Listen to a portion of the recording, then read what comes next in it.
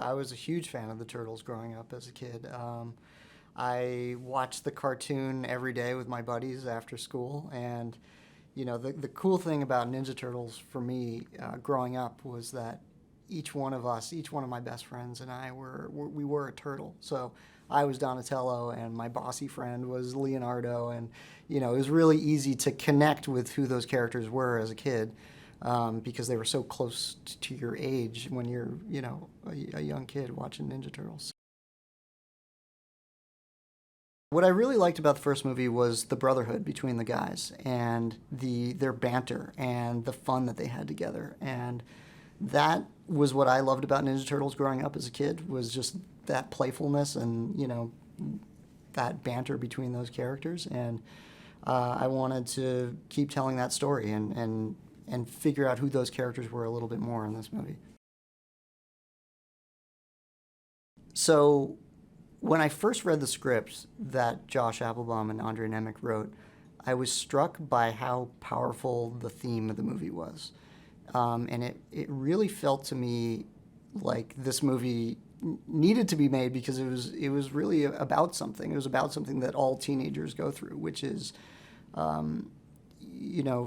every teenager goes through a moment where they're trying to be something besides a teenager, be an adult, or be something else, or be someone else.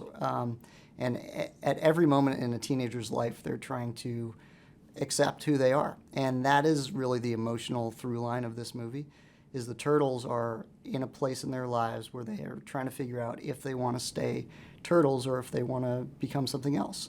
And for me, that really resonated, and it was a story that deserved to be told. When the movie starts, the Turtles think the city is safe and sound, and Shredder has been locked away at the end of movie 1. The Turtles think everything is safe until Shredder breaks free at the beginning of this movie. And what Shredder is up to is he's working with General Krang, who's from Dimension X, and the two of them are working to wreak havoc on Earth. And over the course of trying to find Shredder and Krang, the Turtles discover something that will change their lives forever.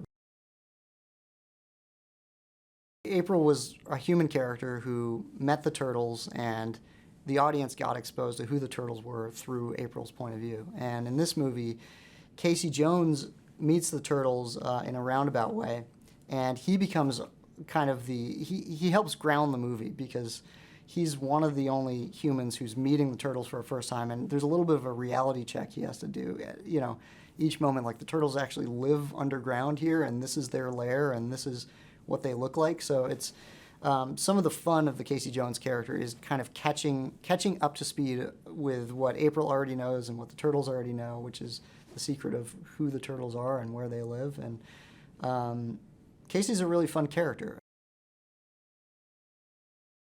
Tyler Perry was just terrific to work with. He was funny, he was quick on his toes, he was great at coming up with ideas on set.